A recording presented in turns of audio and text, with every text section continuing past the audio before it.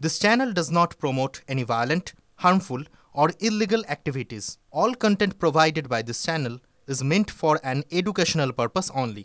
Top quality और consistent performance के लिए सिर्फ सिल्वर पंप नाम याद रखना। দেখছেন টিভি 9 বাংলা সকাল 10টায় দমদার 10 নিয়ে আপনাদের সঙ্গে রয়েছে আমি মধুকল্পিতা। আর এই মুহূর্তে যে খবরে নজর রাখতেই হবে, বিহার ঘুরে এবারে বাংলায় এসআইআর। সূত্র মারফত খবর, যে কোনো দিন বাংলায় ভোটার তালিকায় নিবিড় সংশোধনের কাজ শুরু হতে পারে। আগস্টের প্রথম সপ্তাহে অর্থাৎ আগামী সপ্তাহে রাজ্যে ভোটার তালিকা সংশোধনের কাজ শুরু হতে পারে। সূত্র মারফত এমনটাই খবর পাওয়া যাচ্ছে। নির্বাচন কমিশন সূত্রের খবর, ইতিমধ্যেই সব প্রস্তুতি নেওয়া হয়ে গিয়েছে, বিজ্ঞপ্তি জারি শুধু সময়ের অপেক্ষা। খবর সূত্রে জানা যাচ্ছে, বিএলও যারা এই সমস্ত জায়গায় কাজ করবেন তাদের ভাতা ইতিমধ্যেই বাড়িয়ে দেওয়া হয়েছে।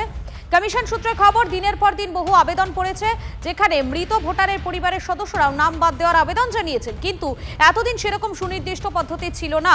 এবারে এসআইআর এর মাধ্যমে এহেন মৃত ভোটারদের নাম বাদ দেওয়ার বিষয়টি আরও সুনির্দিষ্ট করতে চাইছে নির্বাচন কমিশন।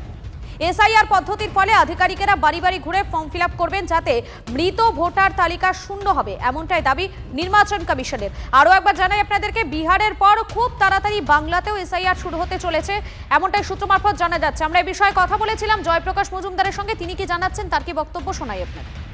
ইলেকশন কমিশন বিজেপির নির্দেশে বিহার দখলের জন্য সেখানেও এসআইআর করেছে এবং বিজেপির অঙ্গুলি হেলনে তারা উঠছে এবং বসছে। খুব দুঃখের কথা, ভারতবর্ষের গণতন্ত্র রক্ষা হয়েছে সংবিধানের জোরে এবং এই সাংবিধানিক প্রতিষ্ঠান নির্বাচন কমিশন এতদিন নিরপেক্ষতার সঙ্গে কাজ করেছিল, কিন্তু নরেন্দ্র মোদী এসে এইসব প্রতিষ্ঠানগুলোর কোমর ভেঙে দিয়েছেন এবং তারা শাখা সংগঠন, বিজেপির শাখা সংগঠন হিসেবে কাজ করছে মানুষের জন্য না, মানুষের ভোটের অধিকারের কথা ভাবছে না।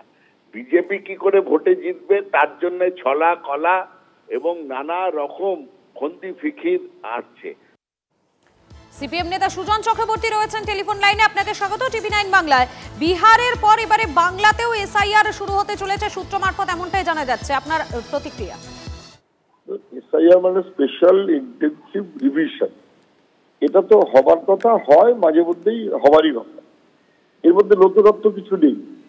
ইন্টেনসিভ রিভিশন হবে, হয়ে জেনুইন ভোট যাদের আছে তাদের নাম যেন বাদ না যায়, ভোটার যারা এ রাজ্যের মানুষ যারা প্রাপ্তবয়স্ক ভোটের বয়স হয়েছে তাদের নাম যেন বাদ না যায়, তাদের নাম যেন যুক্ত হয় এক, আর যারা মারা গেছেন অথবা যারা এখানে থাকেনই না তারা যেন বাতিল হয়।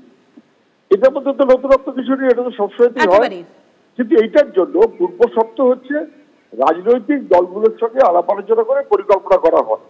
নির্বাচন কমিশন রাজনৈতিক দলগুলোকে সঙ্গে নিয়ে তা প্ল্যান করে। এবার কোনো রাজনৈতিক দলগুলোর সঙ্গে মিটিং করেনি, কোনো কিছু করেনি। কেন?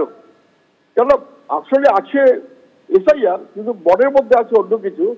বিজেপি যাতে সুবিধে পায় তার মতন করে ভোটার লিস্ট যদি রিভিশন করতে চায় সেটা বেঠিক হবে। মৃত মানুষের নাম বাদ যাক, একেবারেই যারা থাকে না তাদের নাম বাদ যাক, একেবারেই। কিন্তু এই চান্সে আমি জাত, ধর্ম, জন্ম ইত্যাদি ত্রিভুজি গোষ্ঠী জোগাড় করতে শুরু করলাম, যেন নাগরিকত্ব করছি, ঘুরিয়ে সিএ অথবা এনআরসির ব্যবস্থা করছি, এটা কোনোভাবেই মেনে নেওয়া যায় না, উদ্দেশ্য অসৎ, সেই কারণে আপত্তি। একেবারেই একেবারেই একেবারেই সুজন বাবু, ধন্যবাদ আপনাকে।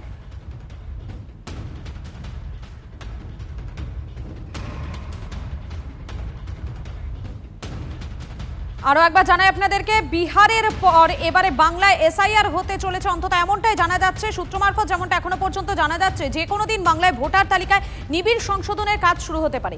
অগস্টের প্রথম সপ্তাহে অর্থাৎ আগামী সপ্তাহে রাজ্যে ভোটার তালিকা সংশোধনের কাজ শুরু হতে পারে, সূত্র মারফত তেমনটাই জানা যাচ্ছে। নির্বাচন কমিশন সূত্রের খবর, ইতিমধ্যেই সমস্ত প্রস্তুতি নেওয়া হয়ে গিয়েছে, বিজ্ঞপ্তি জারিটা এখন শুধুমাত্রই সময়ের অপেক্ষা বলেই সূত্র মারফত জানা যাচ্ছে।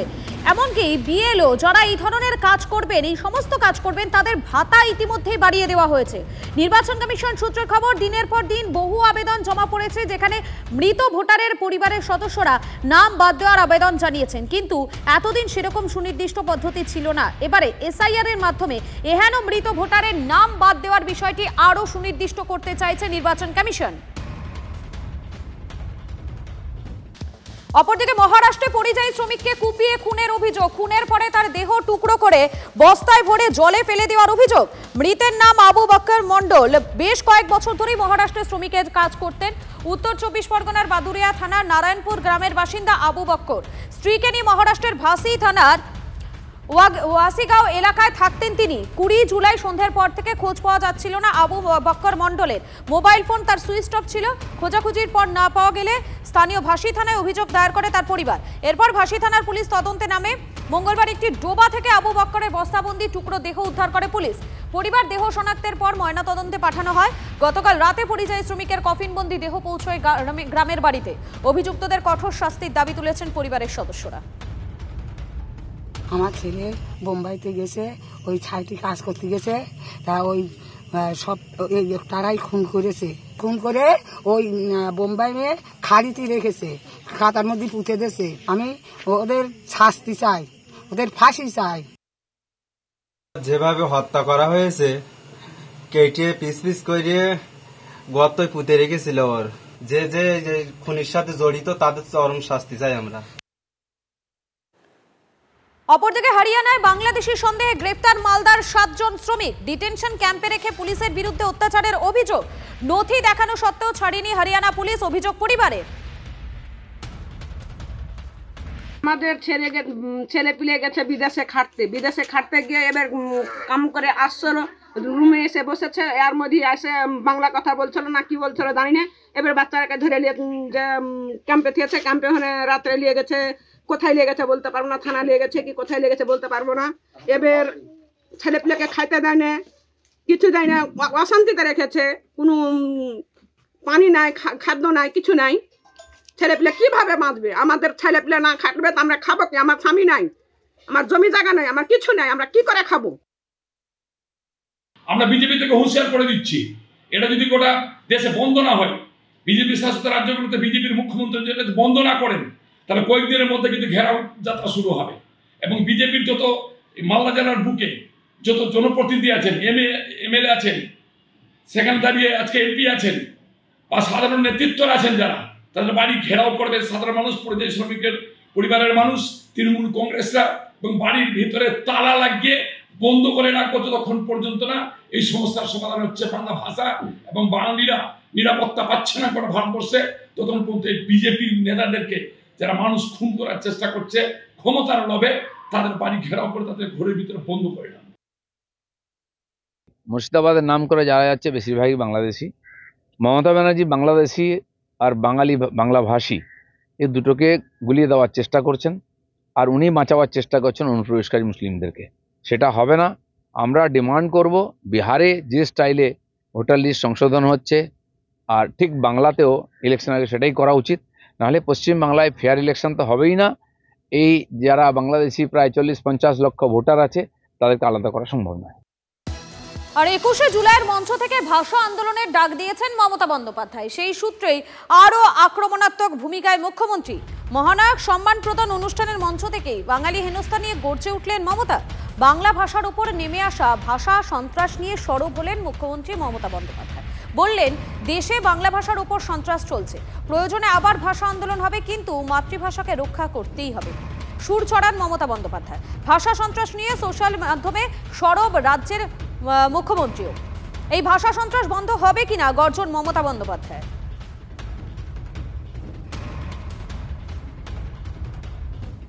বাংলা ভাষার উপরে আজকে ভাষা সন্ত্রাস চলছে, এবং বাংলা ভাষায় যারা কথা বলে তাদের উপর খুব অত্যাচার হচ্ছে। আরেকটা ভাষা আন্দোলন সমাজকে যাতে জাগ্রত করতে পারে, এবং আমাদের ভাষাটা মনে রাখবেন সারা পৃথিবীতে 5ম স্থানে এবং এশিয়াতে 2য় স্থানে।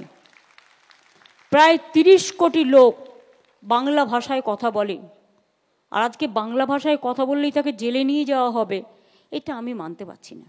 আমি কেন, আপনারা কেউই মানতে পারছেন না। সুতরাং এটা নিয়ে আমাদের প্রোগ্রাম করা উচিত সর্বস্তরে। আপনারা শুনলেন মমতা বন্দ্যোপাধ্যায়, তিনি ঠিক কি বলেছেন, তার কি বক্তব্য ছিল, সেই বক্তব্য শোনালাম। 21শে জুলাইয়ের মঞ্চ থেকে ভাষা আন্দোলনের ডাক দিয়েছেন মমতা বন্দ্যোপাধ্যায়। সেই সূত্রেই আরও আক্রমণাত্মক ভূমিকায় মুখ্যমন্ত্রী। মহানায়ক সম্মান প্রদান অনুষ্ঠানের মঞ্চ থেকে বাঙালি হেনস্থা নিয়ে গর্জে উঠেছেন মমতা বন্দ্যোপাধ্যায়। বাংলা ভাষার উপর নেমে আসা ভাষা সন্ত্রাস নিয়ে সরব হয়েছেন মুখ্যমন্ত্রী মমতা বন্দ্যোপাধ্যায়। তিনি বলেছেন, দেশে বাংলা ভাষার উপর সন্ত্রাস চলছে, প্রয়োজনে আবার ভাষা আন্দোলন হবে, কিন্তু মাতৃভাষাকে রক্ষা করতেই হবে, সুর চড়িয়েছেন মমতা বন্দ্যোপাধ্যায়। খুব শীঘ্রই দেশ জুড়ে শুরু হবে ভোটার তালিকা পরিমার্জন, বিজ্ঞপ্তি প্রকাশ করে জানিয়ে দিল জাতীয় নির্বাচন কমিশন। দেশের নাগরিকদের গণতান্ত্রিক অধিকার নিশ্চিত করাই লক্ষ্য জানানো হলো নির্বাচন কমিশনের তরফে। দেশ জুড়ে কবে থেকে শুরু হবে এসআইআর খুব শীঘ্রই জানাবে কমিশন। শ্রাবন্তী রয়েছেন আমাদের সঙ্গে। শ্রাবন্তী, খুব শীঘ্রই দেশ জুড়ে এবারে ভোটার তালিকা যে পরিমার্জন সেই প্রক্রিয়া শুরু হবে, বিস্তারিত জানাও। দেখো, আগস্ট মাসে এই প্রক্রিয়া শুরু হওয়ার কথা রয়েছে, যেহেতু 28শে জুলাই সুপ্রিম কোর্টে এই সংক্রান্ত একটি হিয়ারিং রয়েছে। নির্বাচন কমিশন সম্ভবত সেই হিয়ারিং এর পরপরই প্রথম সপ্তাহে এখানেই এই এসআইআর হবে এমন ঘোষণা করতে পারে। একই সঙ্গে যেহেতু বিহারে ইতিমধ্যেই প্রায় 56 লক্ষ মানুষের নাম বাদ গিয়েছে, তাই একটা আতঙ্ক সর্বত্র রয়েছে। এক সপ্তাহে নির্বাচন কমিশনের দফতরে অনলাইনে প্রায় 75,000 অ্যাপ্লিকেশন জমা পড়েছে। মানুষ বিভিন্ন ভোটার তালিকায় নাম তোলা থেকে সহ অন্য জায়গায় 2 জায়গায় যদি তাদের নাম থাকে ইত্যাদি বিভিন্ন সংক্রান্ত বিষয় সেগুলি সামনে এনে তারা ইতিমধ্যেই আপলোড করতে চাইছেন। কার্যত বলা যেতে পারে যে এই এসআইআর এবং বিহারের যে ঘটনা সেটাকে আপাতত আতঙ্ক চলেছে এবং তার জন্যই এই হিড়িক। একেবারে ধন্যবাদ শ্রাবন্তী।